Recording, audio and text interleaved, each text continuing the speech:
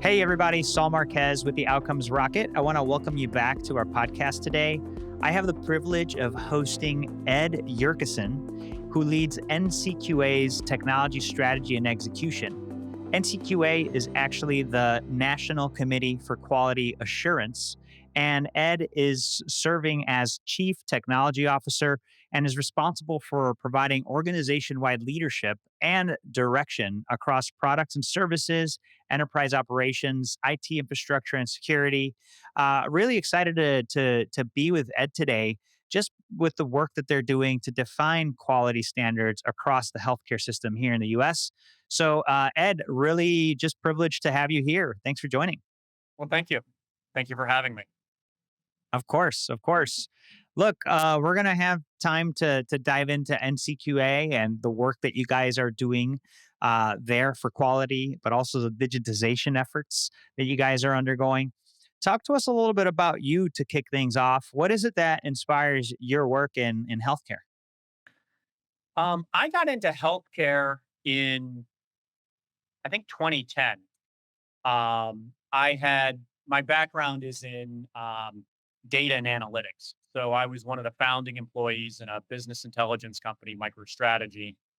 We took it from zero to when I left the first time, 2,500 employees. We had gone public, um, all of that. And then I went back to MicroStrategy to run the analytics practice.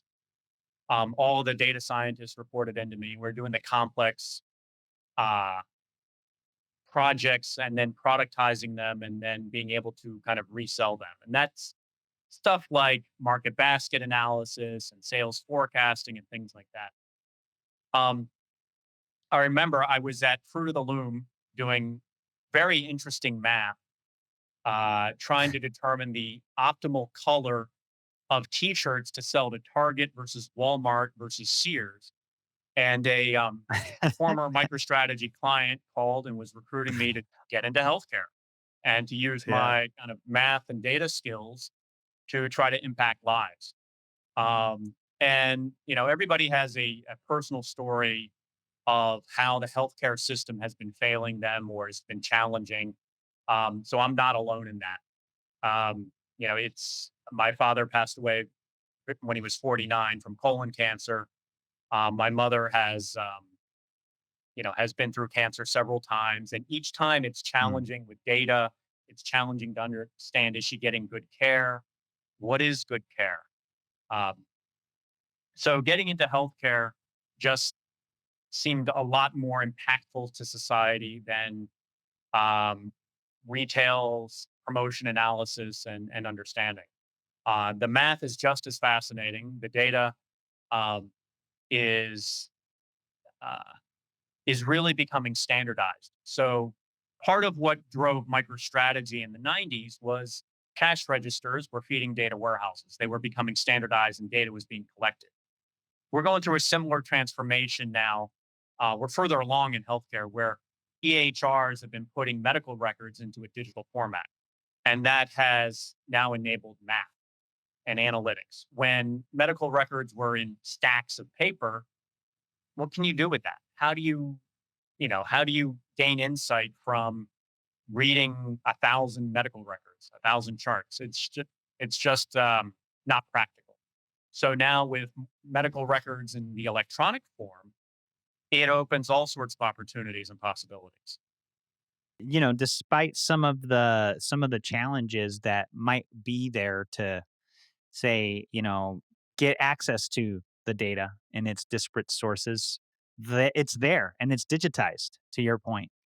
So, oh yeah, well, go ahead, Ed. You were about to Well, comment we're on it. we're trying to put in place standards. So while it's getting digitized, not all of the data is what we call interoperable or exchangeable. So you have proprietary data formats, which means it could work for this EHR, but not that EHR. So you hear stories of, um, and now we're getting better at this. But before you would get a DVD with your medical record, so it's digital, but when you take it somewhere else, they couldn't read it. So Mm. great, you could read it yourself, but it couldn't be integrated in to the next EHR in order to coordinate care. And one of the challenges we have in this country, so for somebody on Medicare, so somebody like my mother, they go to an average of about 6 different care settings or doctors. And how do you coordinate the care across those 6 physicians? It's really challenging, and it leads to inefficient care, redundant care, missed opportunities. Um, for example, it's possible my mom could be on 3 statins, one from her PCP, her primary care physician, one from her cardiologist, and one from her neurologist. Now, if those doctors don't share data, they won't realize that.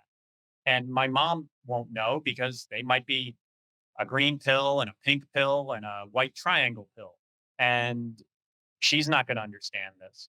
So having data standards allows you um, to look at this data and analyze it.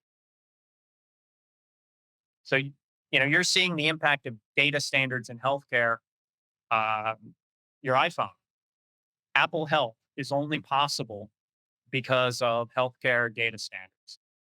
Uh, so now you can get your medical record on your iPhone. The system is evolving in a way that is very productive. And hey, Ed, for those that may not know, I think it's worth level setting. Like, what does your organization do? I mean, you help me learn before I hit record, so I want I want to make sure that the listeners have a firm understanding or a reminder if they already know of NCQA. So NCQA is a nonprofit organization. We help define quality in US healthcare. We determine what is a good breast cancer screening process. And we measure that and we allow comparisons of that. So simplistically, think that if you think of, say, Yelp, and where you get both dollar signs and, say, diamonds or stars, we are helping define the stars. What is good quality? Because of our process, because we're a nonprofit and how we create new measures and calculations, we have a consensus process. So it's not Ed's measure for breast cancer screening or for colon cancer treatment. It's we get the best minds in the country together. We not quite lock the door, but we get them together. We work through a consensus process, and that results in a measure that really can be thought of as the country's measure. And because of that, uh, the government, CMS, will utilize that to compare Medicare Advantage plans. So it gets embedded in regulation or in government process, our measurements, and that helps define quality. And quality is important because this our country is moving from a fee for service to a value based care uh, paradigm. And the challenge with value is it's a function of both cost and quality. So there are many organizations trying to drive down cost in healthcare. We are helping to define, measure, and report on quality. So that leads to an understanding of value. Are you providing better value? And that's really the goal for evolving US healthcare is to improve value. It's gone from rhetoric to actual like steps forward. From my perspective, it seems like it's a lot of has a lot to do with data accessibility, the ability to possibly reimburse faster for certain things. But who cares what I think? I want to hear what you have to think about that. Why do you think um, it's making progress? Like, why do you think we're making progress toward value based care? What are the indicators? So fee for service is just inefficient, redundant care, and it's too much care, and it's not Hmm. necessarily the right care. So that part of value based care is how do you deliver the right care to the right people at the right time? And to do that, you really need data. So interoperability the exchange of data. So interoperability is multifaceted. It starts with all having the same data format. Um, it's then how do you exchange data? It's having a process to exchange data. Um, so think of this as establishing standards. Hmm. So cars can all run on the interstate highway system, or trains can all run on all the tracks in the United States because they have the same gauge. If they had different gauges, it wouldn't work. And that's how the industry started. Everybody had their own proprietary data model, data exchange protocols, and we're standardizing all of that now. And it's that standardization that's helping Yeah, us and the move. standardization is not hard. So you'll hear a term FHIR, FHIR, Fast Yeah. Healthcare Interoperability Resources. Um, it's really just about five things. It is something called well, it's a data model. It's value sets. Something called REST APIs, and another thing called JSON. What are REST APIs and JSON? Well, my son is he's now a junior in high school, and as a freshman, he took AP Java. And in that, he learned REST APIs and JSON. So while these are scary words, it's high school level computer science. It's not crazy technology. So that's the thing to remember about FHIR. Now, the last part of FHIR, which is most interesting, is it's the mandated or regulated exchange. So EHRs have to provide FHIR data. Insurance companies have to provide FHIR data to beneficiaries. So it's the exchange um, format paradigm for healthcare data. This is really enabling um, data usage and analysis. Got it. Ed, just a clarifying question. So all of this fire access, I know for a while, it was mandated, but then it was delayed. But now, is it live now? Is it all being required of Well, different stakeholders? parts are now live and required. So Apple Health gets clinical data in a FHIR format from EHRs. And that's in place. That's been in place for several years now. So um, every major EHR has to have a FHIR endpoint or a FHIR API to for its patients. That's in Hmm. place. Um, Okay. the government, CMS, has been providing for now several years claims data to Medicare beneficiaries in a FHIR format. And you might say, well, why is that important? Why do I care about claims data? Um, my brother oversees my mother's care. And my mother will say, "Oh, I went to the doctor today." And his response is, "Which one? You have seven." And getting claims data allows him to see which doctor she's seen, realize that she hasn't seen her cardiologist in 18 months, Hmm. help her schedule an appointment with the cardiologist. Also lets him see whether or not she's on three statins, whether or not the cardiologist, the neurologist, and the primary care physician have all prescribed a similar medication. It helps and it enables him to quarterback her care, all because he's got access to her claims data. This data is becoming more and more readily available. The new part of FHIR that's being put in place is called bulk FHIR or population level FHIR. So FHIR initially is about an individual. But now, say I am an insurance company, and this year in Q4, I receive 1,000 new Medicare Advantage beneficiaries that transferred over, switched over from a different health plan. Now the regulations are being put in place that the old health plan has to give me their data so I can better serve them, more immediately serve them. The business problem is Medicare Advantage beneficiaries switch plans every 2 to 3 years. The problem is the new plan doesn't immediately know all the prior conditions, all all the history of a new beneficiary. And it creates this black hole problem of how quickly do you identify a beneficiary as being diabetic and get good diabetes treatment enacted. Hmm. So that's eliminating an inefficiency in the system that way by exchanging data.